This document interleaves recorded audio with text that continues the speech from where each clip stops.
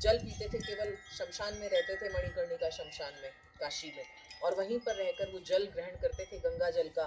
और दिन में फिर उनका बहुत से, जैसे वीएचपी के उस समय अरुण सिंघल जी थे और जो हमारे रामदेव जी हैं, वो गए थे उनका व्रत तोड़वाने के लिए, जूस पिलाया, तो उन्होंने फिर लिक्विड लेना शुरू किया, बाकी वो कुछ नहीं लेते थे।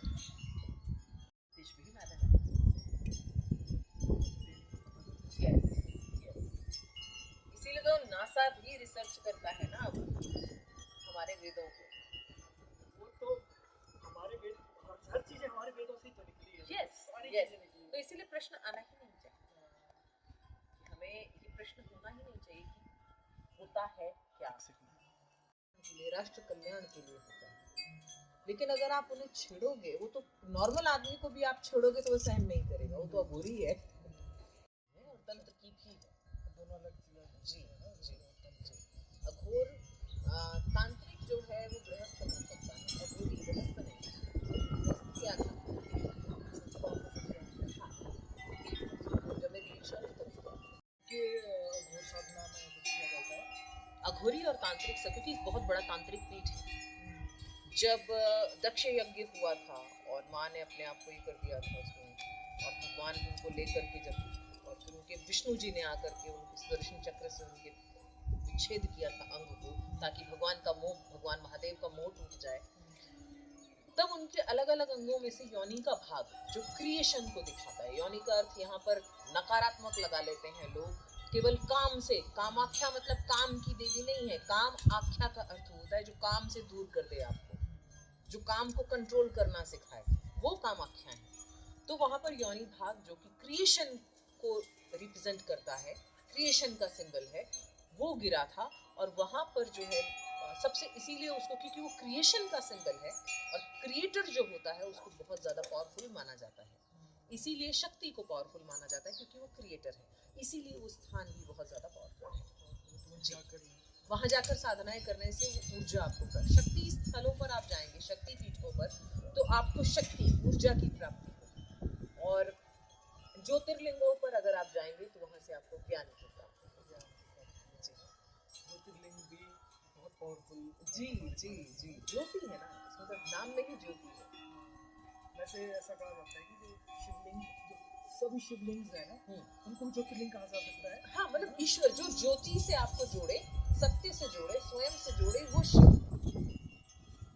मेरे में एक बड़ा दिमाग में बात थी कि जैसे कहा जाता है कि हमको अगर हमें शिव से जोड़ना है या हमें परमात्मा से जोड़ना, तो हमें सब मोह माया को त्यागना पड़ेगा। लेकिन जब मोह माया त्याग दोगे तो फिर ईश्वर से जुड़ने की आवश्यकता ही नहीं रह जाएगी, उसके बाद तो आप मोक्ष को प्राप्त कर लोगे। रहते हुए मोह माया त्यागना सबसे कठिन कार्य है, इसीलिए मोह माया त्याग कर, कैसे त्यागोगे, मतलब आप यहाँ रह करके भी बैरागी हो सकते हो, गृहस्थ में रह करके भी बैरागी बन सकते हो, मोह माया से हट सकते हो, और आप जंगलों में जाकर भी मोह माया में लिप्त रह सकते हो।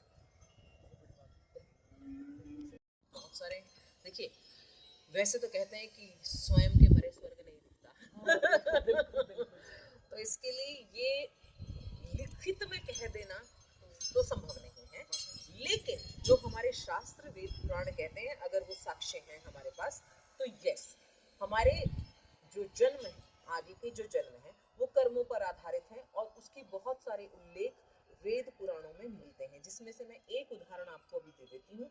जड़ भरत की कहानी सुनी होगी आपने, जिसमें वो मगरमच्छ का रूप ले लेते हैं, उनका जो जन्म है वो मगरमच्छ का होता है और वो कूप में अटक जाते हैं। फिर एक संत होते हैं, उनका ध्यान अंत समय में जो है वो कुत्ते के अंदर अटक जाता है, तो उनका जन्म कुत्ते का हो जाता है। अंतमति सोगति, अंत काले च मामेवं स्मरण मुक्ता कलेवरम, जैसा जैसा तुम मरने के समय ध्यान रखोगे, मुझे जिस चीज का ध्यान करोगे वही बन जाओगे। पेड़ में ध्यान जाएगा तो पेड़ बन जाओगे, जैसे कि अब नारद मुनि एक बार ये कुबेर के पुत्र थे, वो दोनों स्नान कर रहे थे, और उनके साथ में कुछ सुंदर स्त्रियां भी स्नान कर रही थी, तो नारद मुनि उनकी परीक्षा लेने के लिए पहुंच गए। जब नारद मुनि वहां से गुजरे तो उन्होंने ध्यान नहीं दिया, वो अपने उसमें मस्त रहे, लेकिन जो कन्याएं थी उन्होंने अपने वस्त्रों से अपने आप को ढक लिया।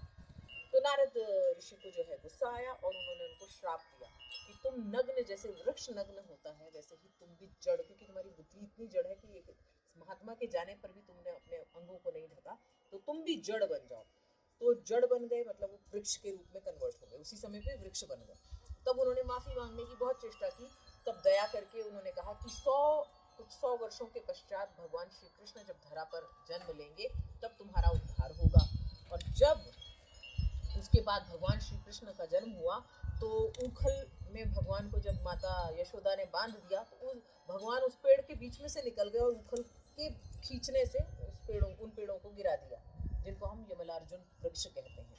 उन्होंने भगवान को प्रणाम किया और माफी मांगी। तो ये तो उदाहरण हमारे वेदों पुराणों में भरे पड़े कि हम जैसा सोचेंगे अंत समय में वैसी ही गति को प्राप्त करेंगे। इतना खूबसूरत हमारा सनातन है जी इतनी चीजें पूरा एक तो पॉइंट टू पॉइंट 100 सालों के बाद हुआ कि